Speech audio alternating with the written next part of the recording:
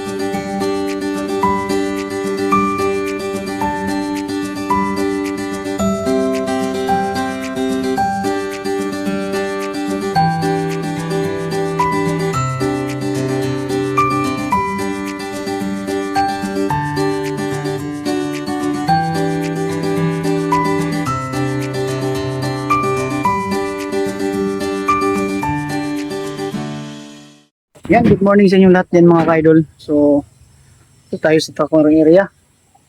Bago po ang lahat, magandang umaga. Hindi pa tayo nakaligo sa sobrang aga natin dito. Pinabaklas na natin yung kubo natin dito para malinis na. Ito po kasi yung order ng may-ari mga ka-idol. So, ngayong araw na ito ay tatanggalin na namin itong kubo at saka konting linis na lang po sa labas yung gagawin namin mga ka-idol. Ayan, good morning sa inyong lahat at maraming salamat sa patuloy ninyong suporta sa ating munting channel Bitoy Dynamics Vlog. No, ayan. And advance may advance Merry Christmas po pala sa inyong lahat. Malapit na po Pasko.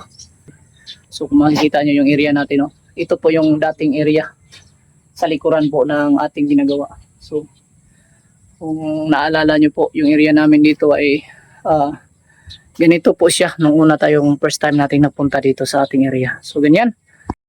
Yan mga kaidolo. At binaklas na natin, wala na pong bubong natira. Ayan, so yung mga gamit natin wala na. Ayan o.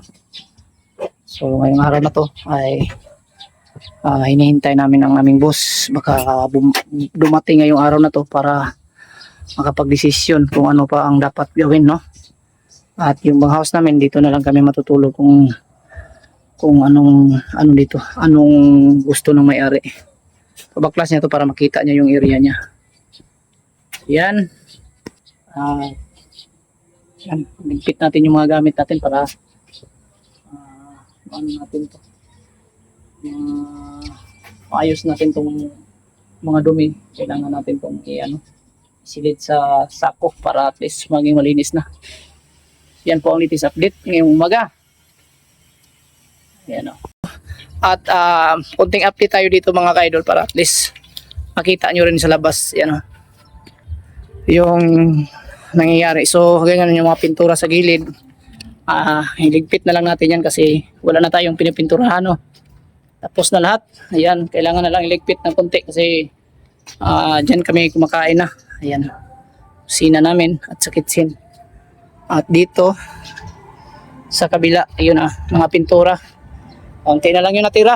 Yan, kailangan na lang natin yung itabi para may gagamitin sila dito. At dito naman sa labas, yan makikita nyo yung area natin. Yan, kumpleto na yan. Yan. So napakalinis na pagkagawa mga ka-idol kasi ayaw ko sa trabaho mga idol na hindi malinis. Ayaw ko nang may makikita pa tayong mga hindi maganda. Ayan, so yung gate natin kulay itim. Ayan. Ayan dito. Ayan. Napakagandang pagkagawa. Kulay itim. Ayan, makikita nyo yung pintura. Kulay black. So ganito lang po yung disenyo. Ayan. So, mga idol.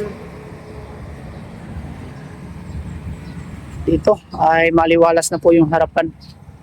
At dito sa paligid, yan, makita nyo yung buong paligid. Napakalinis na. Ano po, kailangan lang natin ng konting kalinisan yung gagawin, no? Yan, para at least matapos na. So yan, at pinapatag na nila yung mga sobra-sobrang lupa dito. Paligid.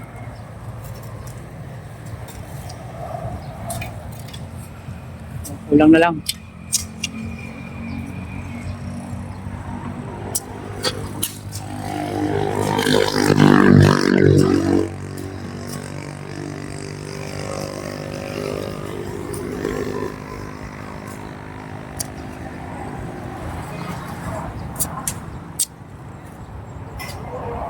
Itong bundito na po.